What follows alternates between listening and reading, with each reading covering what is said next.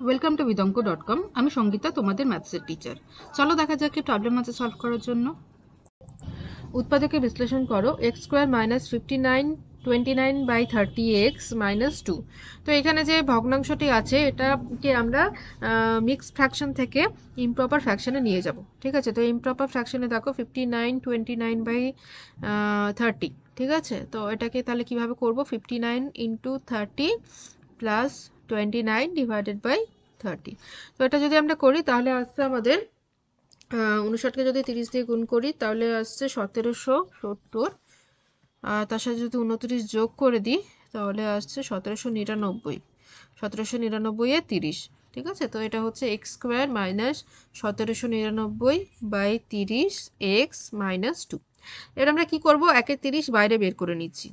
তাহলে কি হচ্ছে দেখো, এটা তাহলে পুরো যে জিনিসটা ভেতরে থাকবে সেটা 30 দিয়ে গুণ হয়ে যাবে।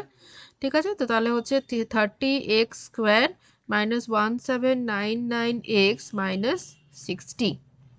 ওকে, তো 1/30 বাইরে থাকলো। আচ্ছা, এবারে দেখো এটাকে আমরা মিডল টার্ম স্প্লিটিং করতে পারি। দেখো খুব ইজিলি, এখানে আছে এক্স স্কোয়ারের সহগ হচ্ছে 30 আর কনস্ট্যান্ট টার্ম হচ্ছে 60। তাহলে গুণ করলে আসছে 1800। ঠিক আছে, তো 1800 হচ্ছে প্রোডাক্ট, তো প্রোডাক্ট 1800 হলো।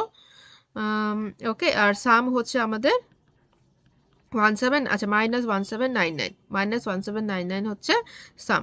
তো এটাকে আমরা এভাবে লিখতে পারি -1800 প্লাস 1। দেখো -1800 প্লাস 1 করলে -1799 আসছে।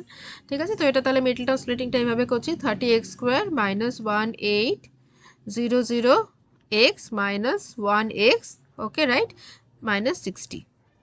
আচ্ছা, দেন 1/30, একটা সেকেন্ড ব্র্যাকেট দাও। 30xটা বাইরে চলে এলো, তাহলে ব্র্যাকেটের মধ্যে থাকছে x মাইনাস 60। আর এখানে সরি, এটা প্লাস 1 হবে, প্লাস 1 না হলে তো এটা আসছে না। তো প্লাস 1 বাইরে থাকলো, তো x মাইনাস 60ও থাকছে ভিতরে। ওকে, তো 1/30, দেন এটা x মাইনাস 60 আর এখানে 3x plus 1।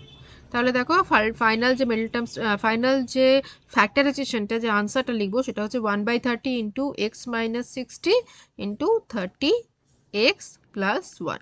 Okay, so this is the answer. Thank you for watching বিদঙ্ক.com। অঙ্কের আরও প্রবলেম এবং সলিউশনের জন্য আমাদের ওয়েবসাইট অবশ্যই ব্রাউজ করো।